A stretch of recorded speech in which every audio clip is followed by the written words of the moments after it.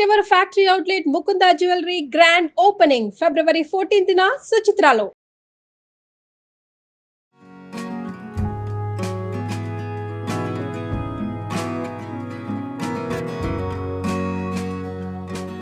Welcome to Suman TV.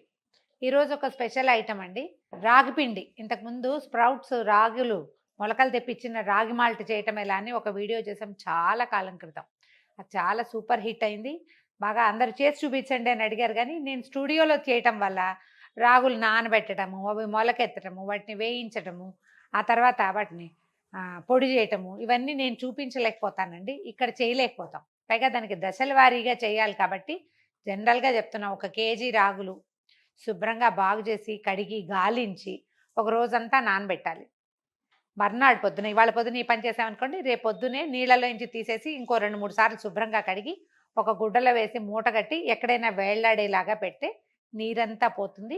Next డేకి ఇవాళ నానబెట్టాం, రేపు మూట కట్టాం, ఎల్లుండి పొద్దున అనమాట. ఎల్లుండి పొద్దుటికి తీస్తే సన్న సన్న తెల్లటి మొలకలు వస్తాయి. ఇంకొంచెం మధ్యాహ్నం దాకా వదిలేస్తే మొలక పెద్దది అవుతుంది. నేను ఈవినింగ్ దాకా అట్ట పెడతానండి. స్ప్రౌటెడ్ రాగి చాలా హెల్దీ. మామూలుగానే రాగులు శీతాకాలానికి మంచివే, ఎండాకాలానికి మంచివే. 2 కాలాల్లోనూ 2 రకాలుగా తీసుకోవాలి. అయితే ఈ రాగి పిండి చెయ్యలేదు కాబట్టి ఇన్ని రోజులు ఆగాను.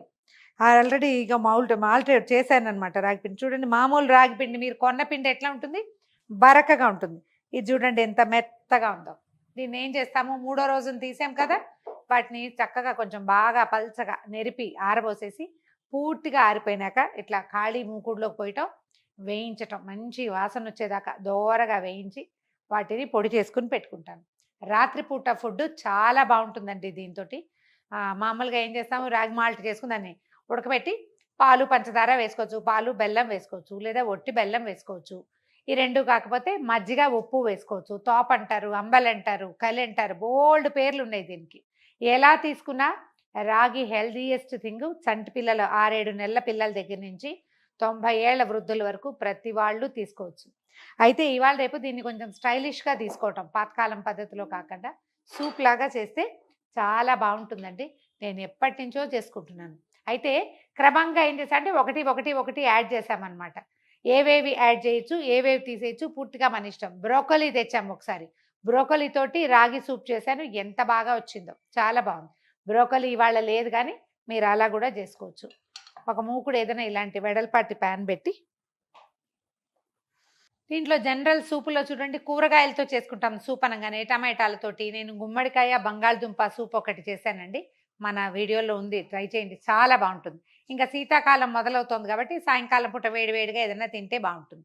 ఈవినింగ్ ఏదైనా స్నాక్ తింటే డిన్నర్ ఎగ్గొట్టేస్తాం. నేను కూడా అంతే. డిన్నర్ని పూర్తిగా ఎగ్గొట్టకుండా ఇలా ఏదైనా సింపుల్ సూప్ చేసుకుని కనుక తీసుకుంటే చాలా బాగుంటుంది. రాగి రిచ్ సూపు చూపిద్దాం ఇవాళ. కొంచెం బటర్ తీసుకుంటున్నానండి నేను, నెయ్యి కూడా తీసుకోవచ్చు. ఫ్రెష్ వెన్నతోటైతే ఎంత బాగుంటుందో చెప్పరాని రుచి. అది వెన్న ఉండాలి కదా, తెల్ల వెన్న ప్రతిసారి ఉండదు మనకి. బటర్ కొంచెం కరగనిచ్చి ఇందులో ఏం వేస్తానంటే ఉల్లిపాయ, వెల్లుల్లి మీకు ఇష్టం లేకపోతే మానేయచ్చండి, మిగిలినవి వేసుకోవచ్చు. జస్ట్ నేను రుచికి వేస్తున్నా, అసలు నిర్మోహమాటంగా మానేయచ్చు. ఇందులో ఏం చేశానంటే ఒక పచ్చిమిర్చి, చిన్న అంత అల్లం ముక్క, ఒక హాఫ్ చిట్టి ఉల్లిపాయ, ఈ 3 కట్ చేసి ముక్కలు ఉన్నాయి ఇందులో. ఇవి వేయించేస్తాము. సూప్లన్నిట్లలో కూడా వెల్లుల్లిపాయలు అవి వేస్తే బాగుంటుందండి. ఎందుకన్నా సంహవ్ ఈ రాగి సూప్లో వెల్లుల్లి రుచి నాకు నచ్చలేదు. ట్రై చేసి ఇంకా నేను మానేసా. జస్ట్ అల్లం పచ్చిమిర్చి వేసాను అంతే. కరిగిపోయిన బటర్లో ఈ ఉల్లిపాయ, అల్లము, పచ్చిమిర్చి, మీ దగ్గర ఏదైనా చిన్న చాపర్ ఉంటే చాప్ చేస్తే ఇంకా బాగుంటాయి. నేను సన్న ముక్కలు తరిగాను. ఇంత బటర్ చాలు, ఎందుకంటే ఎక్కర్లా.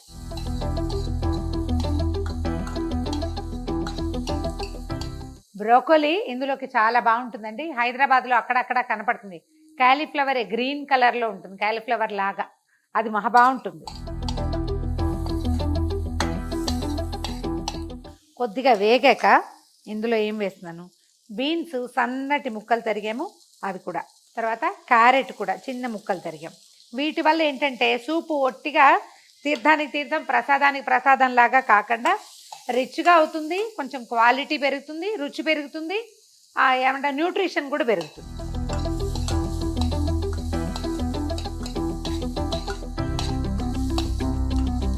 పచ్చివాసన పోయేలాగా వేయించేసి చాలు, ఇంతకంటే ఏం చేయక్కర్లేదు. ఇందులో కాసిని నీళ్లు పోద్దాం ఈ ముక్కలు ఉడకడానికి.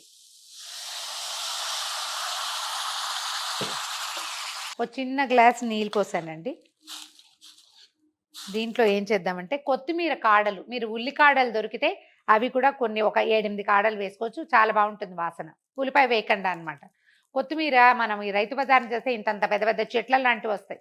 ఆకులన్నీ వేసుకుని కాడలు ఏం బాగుంటాయని పడేస్తాం కదా, కాడలు అట్ట పెట్టుకోండి. ఈ సీజన్లో మనం చేసుకునే ఇలాంటి ఏ సూప్లోకైనా ఈ కొరియాండర్ సూపు చాలా బాగుంటుంది. కొత్తిమీర కాడలు, అది ఆ కాడలు కొద్దిగా ఉంటే అవి కూడా కట్ చేసి ఇందులో వేసేస్తున్నా. ఉడికితే బాగుంటాయి రుచిగా. కొద్దిగా ఉప్పు వేస్తున్నాను ఇవి ఉడకడానికి. మూత పెట్టండి. ఒక పెద్ద స్పూన్తో అంటే టేబుల్ స్పూన్, 2 స్పూన్ల రాగి పిండిని వేసుకుందాం ఒక దాంట్లో. మన మనుషుల్ని బట్టి అండి. ఇప్పుడు ఈ 2 స్పూన్లు వేస్తే మనకి ఇద్దరికి 2 బౌల్స్ వస్తాయి. ఒకవేళ మనం ఎక్కువ మంది ఉన్నాం, మనకు కొంచెం ఎక్కువ కావాలంటే పొడి కొంచెం పెంచుకుంటే సరిపోతుంది. రాగి పిండి చిక్కబడిపోతుందండి, ఇది కనపడేంత తక్కువగా వస్తువు అవ్వదు, కొంచెం ఎక్కువే అవుతుంది. పైగా ఇందులో కూర ముక్కలన్నీ వేసి పెట్టాం కదా. ఇందులో ఇంకా వేరే పిండి ఏం వేయద్దండి, ఒట్టి రాగి పిండితోటే సరిపోతుంది. ఒక గ్లాస్ నీళ్ళు పోసి దీన్ని పల్చగా కలుపుకుందాం. ఇది నీళ్ళల్లో ఉడకాలి కదా. మీరు చూడండి, పచ్చి రాగి పిండి అయితే చతికిలు పడిపోయి సుద్దలా అయిపోతుందండి, బరక కనపడుతుంది. మనం నీటిలో వేసినా కూడా ఈ మాల్టెడ్ రాగి మంచి రుచిగా ఉంటుందండి. అసలు నీటిలో కలుపుతుంటేనే ఈ వాసనే మహా బాగుంది, వేగిన వాసన. ట్రై చేసి చూడండి. ఇంట్లో పెద్దవాళ్ళు చిన్నపిల్లలు ఉంటే మాల్టెడ్ రాగి చాలా మంచిది. ఒక డబ్బా ఉండాలి, ఎప్పుడు అయిపోగానే మళ్ళీ చేసుకోవాలి. ఇది మార్నింగ్ బ్రేక్ఫాస్ట్కి పొద్దుటిపూట తాగడానికి బాగుంటుంది. ఎండవేళ్ళేటప్పుడు మజ్జిగ కలిపి పెట్టుకుని తాగడానికి బాగుంటుంది. ఎవరైనా ఇంటికి వచ్చినప్పుడు ఇవ్వడానికి బాగుంటుంది. ఆఫీస్కి పట్టుకెళ్ళచ్చు, రాత్రిపూట తాగొచ్చు. ఉండలు లేకుండా కలిపేసేయండి.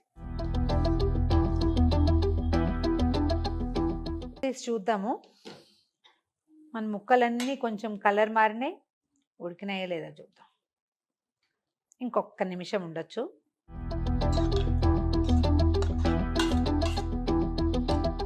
ఇప్పుడు ఏం చేద్దామంటే మనం ఇది పలచగా కలిపి పెట్టుకున్నాం కదా రాగి పిండిని ఈ నీటిలో పోసేద్దాం.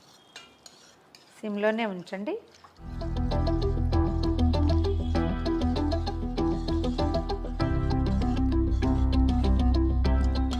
మనకి ఇది చిక్కబడిపోతుంది, అందుకని ఇంకా కొన్ని నీళ్ళు కూడా యాడ్ చేసుకోవచ్చు. దాని పదార్థాన్ని బట్టి చూసుకోవాలి. ఇది మొదటిసారి చేసినప్పుడు అంత సాటిస్ఫాక్షన్ ఉండదు, ఏదో సరిగా చేయలేదు అనిపిస్తుంది. చేస్తూ ఉంటే మనకి దీని సంగతి అర్థమవుతుంది.